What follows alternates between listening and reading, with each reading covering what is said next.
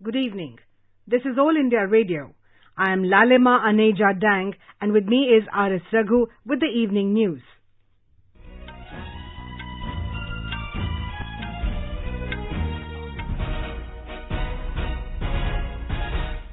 The headlines. Defence Acquisition Council approves capital acquisitions of various platforms worth 38,900 crore rupees. Also gives nod to proposal for procurement of 21 MiG-29 and 12 Sukhoi fighter aircraft.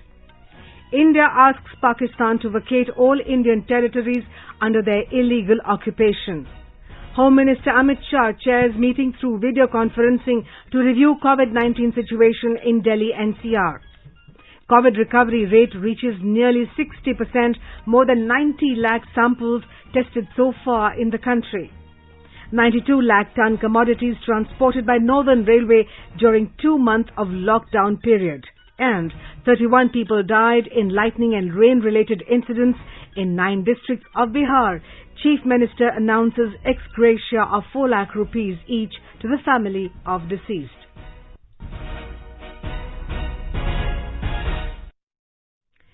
Defence Acquisition Council DAC in its meeting held today accorded approval for capital acquisitions of various platforms and equipments required by the Indian Armed Forces. Proposals for an approximate cost of 38,900 crore rupees were approved. The meet, chaired by Defence Minister Rajnath Singh, focused on indigenous design and development. These approvals include acquisitions from the Indian industry amounting to 31,130 crore rupees. The equipments are to be manufactured in India involving Indian defence industry with participation of several MSMEs as prime tier vendors. The indigenous content in some of these projects is up to 80% of the project cost. A large number of these projects have been made possible due to transfer of technology by DRDO to the indigenous industry. These include Pinaka ammunitions, BMP armament upgrades and software-defined radios for the Army, long-range land attack cruise missile systems and Astra missiles for Navy and Air Force. The cost of these design and development proposals is in the range of 20,400 crore rupees. Acquisition of new and additional missile systems will add to the firepower of the 3 services, while acquisition of Pinaka missile systems will enable raising additional regiments over and above the ones already inducted. Addition of long-range land attack missile systems having a firing range of 1,000 kilometers to the existing arsenal will bolster the attack capabilities of the Navy and the Air Force. Our correspondent reports that induction of Astra missiles having beyond visual range capability will serve as a force multiplier and immensely add to the strike capability of the Navy and the Air Force. Further, addressing the long-felt need of the Indian Air Force to increase its fighter squadrons, the DAC also approved the proposal for procurement of 21 MiG-29. It also approved upgradation of existing 59 MiG-29 aircraft and procurement of 12 Su-30 MKI aircraft. Prime Minister Narendra Modi today had a telephonic conversation with the Russian President Vladimir Putin. Mr. Modi congratulated President Putin on the success of celebrations marking the 75th anniversary of the victory in the Second World War and also for successful completion of the vote on constitutional amendments in Russia. The Prime Minister recalled the participation of an Indian contingent in the military parade held in Moscow on 24th June as a symbol of abiding friendship between the peoples of India and Russia. The leaders took note of the effective measures undertaken by the 2 countries to address the negative consequences of COVID-19 global pandemic. They agreed on the importance of closer India-Russia ties for jointly addressing the challenges of the post-COVID world. The 2 leaders also agreed to maintain the momentum of bilateral contacts and consultations leading to the annual bilateral summit to be held in India later this year. Prime Minister conveyed his keenness to welcome President Putin in India for the bilateral summit. President Putin thanked the Prime Minister for the phone call and reiterated his commitment to further strengthen the special and privileged strategic partnership between the 2 countries in all spheres. The 627 Indian nationals who were stranded in Pakistan have returned through integrated check post Atari. Giving the information, External Affairs Ministry spokesperson Anurag Srivastava said they returned on 25th, 26th and 27th of June. He said there are about 100 people who still remain in Pakistan and India is in touch with Pakistan authorities and awaiting clearances to facilitate their return. On general elections in Gilgit-Baltistan, the spokesperson said India completely rejects attempts by Pakistan to bring material changes in the Indian territory of Jammu and Kashmir and Ladakh. We completely reject attempts by Pakistan to bring material changes in the Indian territory of Jammu and Kashmir and Ladakh. Such cosmetic exercises are intended to camouflage Pakistan's illegal occupation of Indian territory, and we call upon Pakistan to vacate all Indian territories under their illegal occupation. On whether Pakistan High Commission has reduced its strength by half, Mr. Srivastava said, following the decision by Indian government to reduce the staff strength of both the High Commissions of India and Pakistan, the members of both High Commissions returned on 30th of June. He said 38 officials, including family members of the Indian High Commission in Islamabad, crossed over via ICP Atari, and 143 officials, including family members of the Pakistan High Commission, crossed over. India and China have been having discussions through established diplomatic and military channels to address the situation along the LAC in the India-China border areas. The spokesperson said the senior commanders of the two sides had met on 6th, 22nd and 30th June. Diplomatic engagements are also continuing in parallel, and last week on 24th June, a meeting of the Working Mechanism for Consultation and Coordination WMCC on India-China border affairs was also held. The senior commanders meeting held on 30th June at Chushul was the third senior military commander level engagement to discuss issues related to disengagement at the face-off site along the LAC and de-escalation from the border areas. Mr. Srivastava said both sides have emphasized the need for an expeditious, phased and stepwise de-escalation as a priority. The discussion in the latest meetings of senior commanders reflected the commitment of both sides to reduce the tensions along the LAC. The two sides will continue their meetings both at the military and diplomatic levels, including under the framework of WMCC in the future, to resolve the issue to mutual satisfaction. The spokesperson said India expects the Chinese side to sincerely follow up and ensure the expeditious restoration of peace and tranquility in the border areas. The two sides will continue their meetings both at the military and diplomatic level, including under the framework of WMCC in the future, to resolve the issues to mutual satisfaction. We expect the Chinese side to sincerely follow up and ensure the expeditious restoration of peace and tranquility in the border areas as per bilateral agreements and protocols. The Union Information and Technology Minister and senior BJP leader, Mr. Ravi Shankar Prasad, has asserted that India will give a befitting reply to China if they attack the country. Addressing a virtual public rally from Delhi for BJP activists of West Bengal today, Mr. Prasad firmly said that India is now not the country which it was in 1962 during the Chinese attack to India. He said that if China tries to occupy Indian soil, they will get a befitting reply.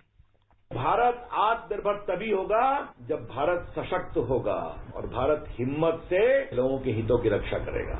आजकल दो सी चल रहा है, एक है corona और दूसरा है चाइना। भारत शांति में विश्वास करता है, भारत समस्याओं को बातचीत से सुलझाना चाहता है, भारत वसुधैव कुटुंबकम में विश्वास करता है। लेकिन जैसा हमारे प्रधानमंत्री जी ने कहा, अगर भारत के साथ कोई आंख मिलाएगा तो भारत आंख मिला के जवाब देना भी जानता है। हमने सबों के साथ दोस्ती का हाथ बढ़ाया, लेकिन अगर चीन के लोगों ने जबरन लद्दाख में दबाव बनाने की कोशिश की, जो लाइन ऑफ एक्चुअल कंट्रोल है, जो LOC है, तो उसके संधि का अतिक्रमण कर आगे आने की कोशिश की, तो हमारे जवानों ने जबरदस्त जवाब भी दिया। New Delhi has said it remains committed towards continuously strengthening the age-old civilization ties of friendship between India and Nepal. Briefing media, External Affairs Ministry spokesperson Anurag Srivastava said that on the trade front, both sides have worked hard and diligently to ensure smooth flow of trade between the two countries. He said that even during the times of most stringent COVID-19 lockdown measures in India, the movement of trade in goods and supplies have continued smoothly. Regarding the embankment issue, Mr. Srivastava said repair and maintenance of embankments is being carried out regularly by the concerned state governments under the established mechanisms. Union Home Minister Amit Shah today chaired a meeting through video conferencing to review the COVID-19 situation in Delhi NCR. Union Health Minister Dr. Harshvardhan, Uttar Pradesh Chief Minister Yogi Adityanath, Haryana Chief Minister Manohar Lal Khattar and Delhi Chief Minister Arvind Kejriwal attended the meeting. Senior officials of Home Ministry and Health Ministry also attended the meeting. During the meeting, Mr. Shah emphasized on adoption of more testing using rapid antigen test kits to help reduce infection transmission rate. He said these kits can be provided by the Government of India to Uttar Pradesh and Haryana. The Home Minister also focused on early hospitalization to reduce mortality rates. He also focused on extensive use of Arogya Setu and Itihas app to help mapping of COVID in NCR. Mr. Shah said Uttar Pradesh and Haryana can avail AIIMS telemedicine consultation through which patients will get advice from experts. Delhi government today formed a 12-member expert committee to explore economic reform measures to help businesses recover from the impact of COVID-19. The committee will do a comprehensive analysis and make suggestions regarding the measures which should be initiated by various departments, autonomous bodies, local bodies and MCDs to help the people and the businesses in the time of COVID-19 pandemic. Vice Chairperson of Dialogue and Development Commission of Delhi, Jasmine Shah, will head this committee. The order passed by the Delhi Disaster Management Authority regarding the formation of this committee noted that the committee will explore reform measures that improve ease of doing business in Delhi and shorten the process of economic recovery from the impact of COVID-19. Delhi government said that a total of 2,442 new confirmed cases of coronavirus have been reported in the city during the last 24 hours, taking the total number of cases to 89,802. There are 27,007 active cases in Delhi. Delhi Health Bulletin confirmed that a total of 59,992 people affected with coronavirus have been cured so far and the recovery rate has reached 66.80% in the city. Delhi Chief Minister Arvind Kejriwal today inaugurated the Plasma Bank for the treatment of COVID-19 patients. The facility has been set up at an Institute of Liver and Biliary Sciences, New Delhi. Addressing the media in New Delhi today, Mr. Kejriwal said Plasma Bank will remove the hurdles faced by the patients to get the plasma therapy. He appealed to the people to come forward in large numbers to donate the plasma. More from our correspondent. The interested donors can call to 1031 and can WhatsApp at 8800007722 to donate the plasma. Afterwards, doctor will get in touch with the interested donors and will confirm their eligibility. Only those people can donate the plasma who was earlier infected with the coronavirus and now recovered. People between the age group of 18 to 60 having the weight above 50 kg can donate plasma for COVID-19 patients. Women who have given birth or the person with chronic health issues are not eligible to donate plasma. The plasma will be given only after the prescription of the doctors. Delhi was among the first few states to get ICMR approval to conduct trials with plasma therapy, which is still at trial stage. ICMR has initiated the PLACID trial and the sample size of the study is 452. Bhupendra Singh, AIR News, Delhi. The recovery rate of COVID-19 patients is fast moving to touch 60% in the country. Currently, the recovery rate is 59.52%. During the last 24 hours, 11,881 patients have been cured, taking the cumulative figure to over 3.59 lakh. Presently, there are 2,26,947 active cases and all are under medical supervision. As per the test, trace, treat strategy, there has been a steady rise in the samples tested every day with more than 90 lakh samples being tested till date.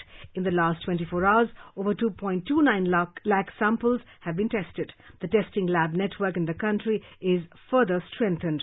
With 768 labs in the government sector and 297 private labs, there are as many as 1,065 labs in the country. Uttar Pradesh Chief Minister Yogi Adityanath has directed to exercise caution over traffic movement in districts which are close to National Capital Region. He said that restraints over movements in NCR districts can check the COVID spread. Meanwhile, 10 days long intensive surveillance drive in all the districts of Meerut division started from today and will be run in the state on the lines of Pulse Polio campaign. Here's a report.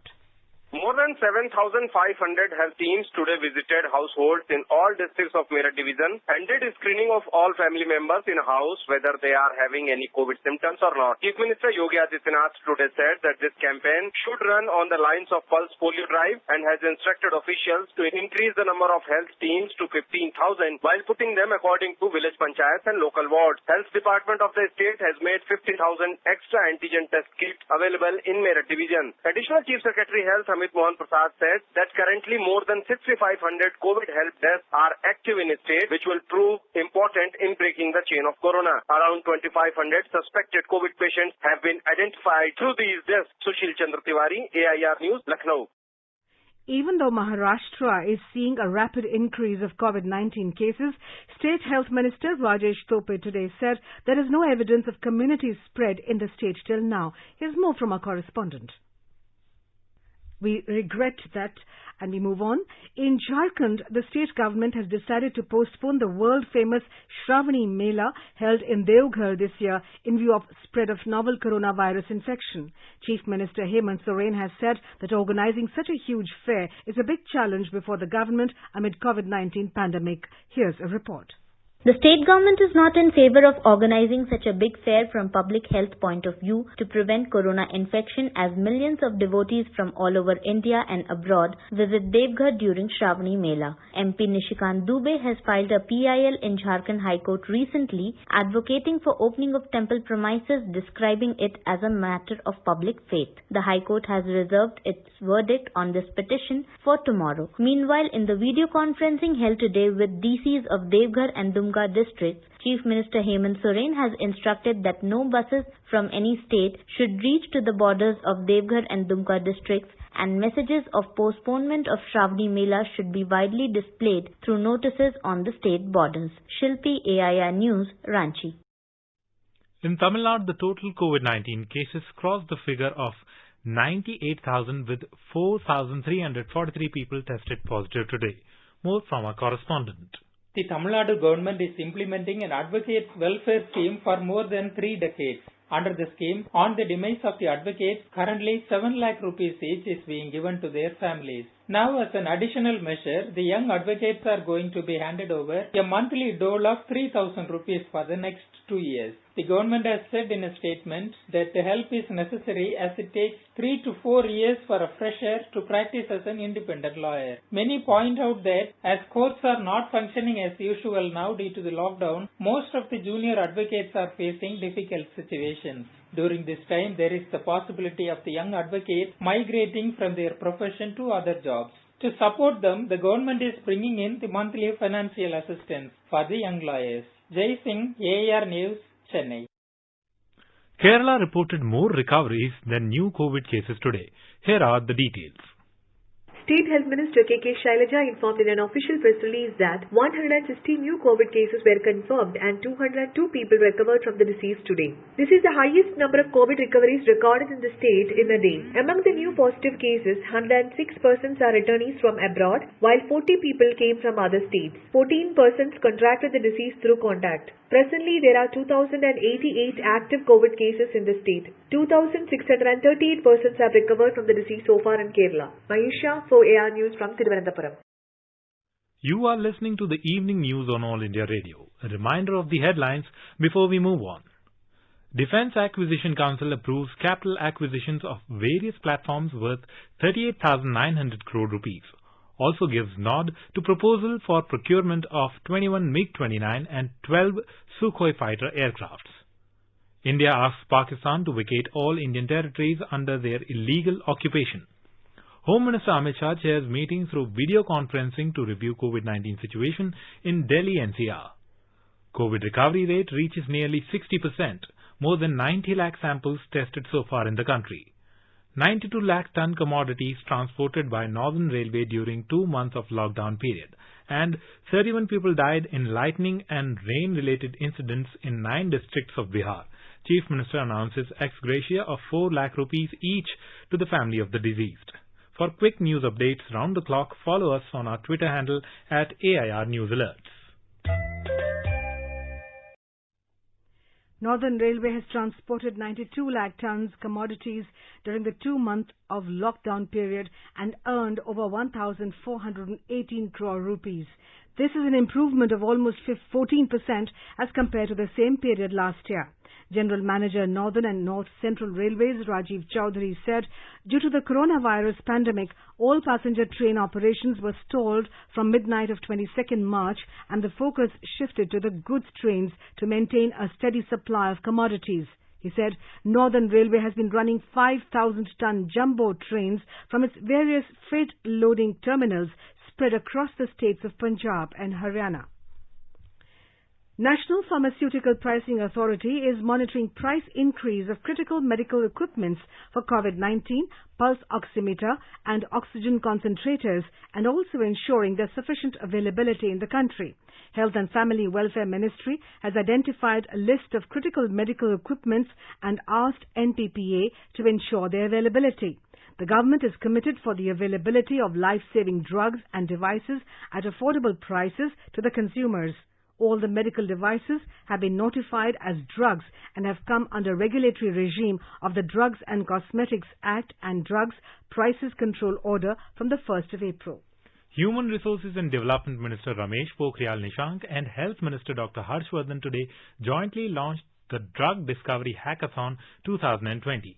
It is an online competition and anybody from anywhere in the country or world can participate. Speaking on the occasion, Mr. Pokhriyal said, Drug Discovery Hackathon is first of its kind national initiative for supporting drug discovery process. He said, to attract international talent, the hackathon will be open to participation from across the globe from professionals, faculty, researchers and students. Addressing the participants, Dr. Harshvardhan emphasized the need to establish the culture of computational drug discovery in the country. Government has formed an expert committee to review the situation and submit its recommendations for the conduct of JEE and NEET examinations. In a tweet, Human Resource Development Minister Ramesh Pokhriyal Nishank said the committee consisting of DG National Testing Agency has been advised to submit its report latest by tomorrow. It came in the wake of prevailing circumstances and requests received from students and parents appearing for JEE and NEET examinations. They demand the postponing of the examinations in view of COVID-19 pandemic. The Election Commission has defended its decision to allow voters above 65 years, corona positive as well as suspected patients to cast postal votes. The poll body said the decision was taken to minimize their exposure in public while not depriving them of their right to vote. The Commission's response came after CPIM General Secretary Sitaram Yerchuri wrote a letter to Chief Election Commissioner saying unilateral measures are being taken by the poll panel in altering electoral procedures without consulting political parties.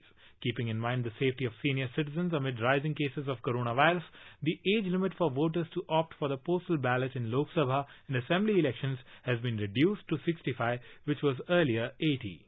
Responding to Mr. Yerchuri's letter, Deputy Election Commissioner Chandra Bhushan Kumar said the decision to allow elderly and COVID-19 patients to cast postal votes was taken under the Representation of People Act 1951. In our series, Experts Speak on All India Radio, we bring you the views of leading medical experts on COVID-19. Speaking to AIR News, Dr. Sonali Bali, psychiatrist at Vidyasagar Institute of Mental Health and Neuro and Allied Sciences, New Delhi, said that misinformation regarding COVID through multiple unverified sources has led anxiety-related issues in people, which manifests in the form of social stigma. One can be socially connected with near and dear ones. Limiting the use of internet, use it for better things like constructive workshops, maintaining a positive, optimistic attitude which will help in putting things in perspective. And one can also indulge in some basic relaxation techniques which can help a person deal with the anxiety associated with this period. And another thing I feel which is important is to maintain a kind and compassionate attitude towards others. Government today rejected a WhatsApp message claiming that it has approved and started giving out 2,000 rupees relief fund to each citizen. In a tweet, Press Information Bureau termed it as fake. It said the fraud link given in the message is a clickbait and urged people to beware of such fraudulent websites and WhatsApp forwards. The nominations for Padma Awards 2021 are open till the 15th of September this year. Home Ministry said online nominations and recommendations for the Padma Awards to be announced on the occasion of Republic Day next year have started from the 1st of May 2020. The ministry said the nominations for Padma Awards will be received online only on the Padma Awards portal www.padmaawards.gov.in. The Padma Awards, namely Padma Vibhushan, Padma Bhushan and Padma Shri, are among the highest civilian awards of the country. Instituted in 1954, these awards are announced on the occasion of the Republic Day every year. Union Environment and Forest Minister Prakash Javadekar today said urban forests are the lungs of cities, acting as oxygen bank and carbon sink. Inaugurating a unique urban forest at the office of the CAG of India, Mr. Javadekar said the urban forest with 12,000 seedlings of 59 indigenous species will act as a role model for offices in Delhi. He said Miyawaki method of forest creation is used, which could help in reducing the temperature by as much as 14 degrees and increase the moisture by more than 40%. Chemicals and Fertilizers Minister Sadananda Gowda today congratulated officers of Department of Fertilizers and expressed gratitude to Railways Ministry for helping move 73 fertilizer rakes in a single day on 30th of June. He said that till date, this is the record number of fertilizer rakes moved in a single day. During the month of June this year, average movement of fertilizer rakes was 56.5 per day. It is also a record number for any June month historically. The minister assured that the government is committed to make available affordable fertilizers at appropriate time to farmers. So far, for ongoing Kharif season, the central government is in close coordination with state governments, has ensured steady supply of fertilizers in adequate quantity to farmers across the country. In Bihar, 31 people lost their lives and 11 people were injured in lightning and rain-related incidents in 9 districts of the state today. Most of the casualties are farmers and laborers who were doing agriculture-related work in the fields. 7 people were killed in Patna, followed by 5 in East Champaran and 4 each in Katehar and Samastipur. Other 11 people died in 5 districts of Sitamarhi, Sheohar, Darbhanga, Madhepura and Purnia. Chief Minister Nitish Kumar has expressed grief over loss of lives and announced an ex gratia of 4 lakh rupees each, the next of the kin of the deceased. Mr. Kumar has ordered for free treatment to the injured persons. And now let's take a look at the weather forecast for tomorrow. Onto the north, in the Union Territory of Jammu and Kashmir, the minimum temperature will be 26 degrees Celsius in Jammu, while the maximum will be around 38 degrees Celsius. The city will have mainly clear sky. In Srinagar, minimum temperature will be 17 degrees Celsius, while maximum will be around 33. The city will have mainly clear sky. In Gilgit, there will be mainly clear sky, becoming partly cloudy towards afternoon or evening. In Muzaffarabad, the sky will be mainly clear. Minimum temperature will be around 22 degrees Celsius, while maximum is likely to go up to 40 degrees. The national capital, Delhi, will have generally cloudy sky with light rain or drizzle. Minimum temperature will hover around 31 degrees Celsius and maximum will settle at 40 degrees. Mumbai is expecting generally cloudy sky with heavy rain. Minimum temperature in the metropolis will be around 25 degrees Celsius and maximum around 34. More than 126 miners are reported to be killed in a jade mine collapse in Makant Township in Kachin state of North Myanmar today. Dozens more are missing and unaccounted for till the reports last came in. In a Facebook post, the Myanmar Fire Services Department said 126 bodies have so far been recovered from the site. And now, before we end, the headlines once again. Defence Acquisition Council approves capital acquisitions of various platforms worth 38,900 crore rupees. Also gives nod to proposal for procurement of 21 MiG-29 and 12 Sukhoi fighter aircraft. India asks Pakistan to vacate all Indian territories under their illegal occupation. Home Minister Amit Shah chairs meeting through video conferencing to review COVID-19 situation in Delhi NCR. COVID recovery rate reaches nearly 60%, more than 90 lakh samples tested so far in the country. 92 lakh ton commodities transported by Northern Railways during the 2-month of lockdown period, and 31 people died in lightning and rain related incidents in 9 districts of Bihar. And with that, we end the evening news. Good night.